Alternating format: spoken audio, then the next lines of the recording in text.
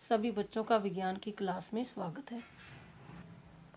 Lesson 14 विद्युत धारा और इसके प्रभाव। 40.3 विद्युत धारा का चुंबकीय प्रभाव। पार्ट 3 क्रियाकलाप। 40.5 प्रयोग में लाई जा चुकी माचिस की डिब्बी की कार्डबोर्ड ट्रे लीजिए। इसके चारों ओर विद्युत तार के कुछ फेरे लपेटिए। ट्रे के अंदर एक छोटी चुंबकीय सुई रखिए। अब इस तार के स्वतंत्र सिरों को चित्र 40.70 में दिखाए अनुसार स्विच से होते हुए विद्युत लेंस से जोड़िए। जिस दिशा की ओर चुंबकीय सुई संकेत करती है उसे नोट कीजिए। चुंबकीय सुई के समीप एक छड़ चुंबक लगाइए। देखिए क्या होता है। अब चुंबक को हटाकर चुंबकीय सुई को ध्यानपूर्वक देखते हुए स्विच को ऑन की स्थिति पर लाइए। अब क्या देखते हैं? क्या चुंबकीय सुई में विक्षेपण होता है? स्विच को पुनः ऑफ की स्थिति पर ले जाइए।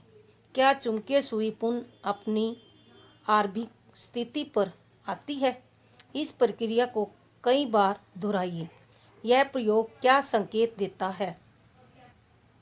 देखिए चित्र 40.17 विद्युत धारा का चुंबकीय सुई पर प्रभाव। हम जानते हैं कि चुंबकीय सुई एक लघु चुंबक होती है जो उत्तर दक्षिण दिशा की ओर संकेत करती है। जब हम कोई वस्तु इसके समीप लाते हैं तो सुई का विक्षेपण हो जाता है। हमने यह भी देखा कि जब चुंबकीय सुई के समीप रखे तार में विद्युत धारा प्रवाहित होती है तब भी सुई का विक्षेपण होता है। क्या आप इन दोनों अवलोकनों में कोई संबंध स्थापित कर सकते हैं? क्या किसी तार में विद्युत धारा प्रवाहित करने पर वह तार चुंबकीय की तरह व्यवहार करती है? चित्र 40.18 हैश क्रीसिंग चन्य अस्टे। इस प्रकार के प्रश्न में हस कृषि चन्य अस्टैन नामक वैज्ञानिक को भी आश्चर्य में डाल दिया था। चित्र 40.18 में ऐसे पहले व्यक्ति थे जिन्होंने यह अवलोकन किया कि जब भी किसी तार से विद्युत धारा प्रवाहित होती है तो उसके पास रखी चुंबकीय सुई विक्षेपित होती है। जब किसी चालक तार में से विद्युत धारा प्रवाहित होती है तो वह चुंबकीय की तरह व्यवहार करती है। यह विद्युत धारा का चुंबकीय प्रभाव कहलाता है। यह क्वेश्चन भी बन सकता है, विद्युत का चुंबकीय प्रभाव क्या है? यह विद्युत धारा प्रवाहित होती है तो यह चुंबकीय की तरह व्यवहार करती है। यह विद्युत धारा का चुंबकीय प्रभाव कहलाता है। वास्तव में विद्युत धारा का इस्तेमाल चुंबकों के निर्माण में किया जाता है। क्या यह आपको आश्चर्यजनक बात नहीं लगती? आइए इसे करके देखें।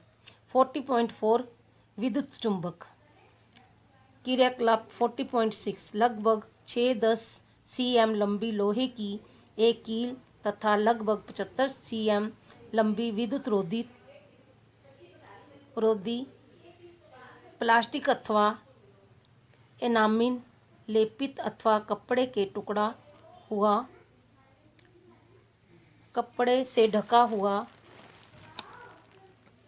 लचीला तार लीजिए। इस तार को कुंडली के रूप में कील पर कसकर सावधानीपूर्वक लपेटिए। तार के स्वतंत्र सिरों को किसी स्विच से होते हुए चित्र 40.9 में देखिए अनुसार एक विद्युत सेल से जोड़िए। कुछ पिन इस कील के सिरे पर अथवा इसके समीप लाइए। अब स्विच को ऑन कीजिए और देखिए क्या होता है। क्या पिन कील की नोक से चिपकते हैं? स्विच ऑफ कीजिए। क्या पिन अब भी कील के सिरे से चिपकते हैं? ऊपर दिए गए क्रियाकलाप में विद्युत धारा प्रवाहित करने पर कुंडली चुंबक की तरह कार्य करती है। जब विद्युत धारा का प्रवाह रुक जाता है तो कुंडली का चुंबक कर्तव्य सामान्य समाप्त हो जाता है। इस प्रकार की कुंडली विद्युत चुंबक कहलाती है। विद्युत चुंबक को बहुत अधिक प्रबल बनाया जा सकता है। ये बहुत अधिक भारी बोझ को भी उठा सकते हैं। क्या आप पिछली कक्षा के अध्याय 13 में दिखाए क्रेन के चित्र की याद है? इस प्रकार की क्रेनों के एक सिरे पर हमेशा एक प्रबल विद्युत चुंबक लगा होता है। विद्युत चुंबक को इस्तेमाल कबाड़ से चुंबक पदार्थों को अलग करने के लिए भी किया जाता है। डॉक्टर इन नन्हे चुंबक विद्युत चुंबक को उपयोग दुर्घटनावश आंख में गिरे चुंबक पदार्थ के छोटे टुकड़ों को बाहर निकालने में करते हैं।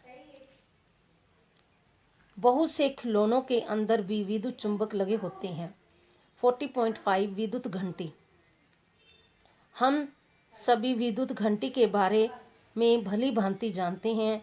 इसमें एक विद्युत चुंबक लगा होता है। आइए देखें विद्युत घंटी कैसे कार्य करती है। ये विद्युत घंटी है, चित्र में दर्शाया गया है। 40.20 विद्युत घंटी का मॉडल और उसका परिपथ। चित्र 40.20 में एक विद्युत घंटी का विद्युत परिपथ दिखाया गया है। इसमें लोहे के एक टुकड़े पर तांबे की तार की कुंडली लपेटी हुई है। विद्युत चुंबक के समीप लोहे की एक पत्ती संयोजित होती है, जिसके एक सिरे पर हथौड़ा संयोजित होता है। लोहे की पत्ती के निकट एक संपर्क पेच होता है। जब लोहे की पत्ती इस पेच से संपर्क में आती है तो विद्युत परिपथ पूरा हो जाता है तथा कुंडली में से विद्युत धारा का प्रवाह शुरू हो जाता है, जिससे वह विद्युत चुंबक बन जाती है। तब यह लोहे की पत्ती को अपनी ओर आकर्षित करती है। इस प्रक्रिया में पत्ती के सिरे से संयोजित हथौड़ा घंटी से टकराता है और ध्वनि उत्पन्न होती है। लेकिन जब विद्युत चुंबक लोहे की पत्ती को अपनी ओर आकर्षित करता है तो यह परिपथ को भी तोड़ देता है। इससे कुंडली से विद्युत धारा का प्रवाह रुक जाता है। क्या कुंडली अब भी विद्युत चुंबक की भांति व्यवहार करती है? अब कुंडली विद्युत चुंबक की तरह कार्य नहीं करती। यह लोहे की पत्ती को भी अपनी ओर आकर्षित नहीं करती। लोहे की पत्ती अपनी मूल स्थिति में आकर दोबारा संपर्क पेच से स्पर्श करती है।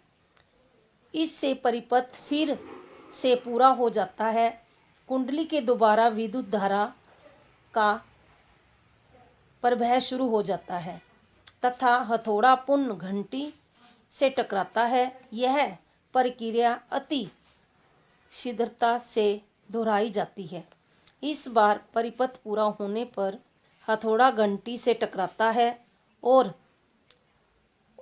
इस प्रकार विद्युत घंटी बजती है। इस वीडियो को बार बार देखो, सुनो और समझो।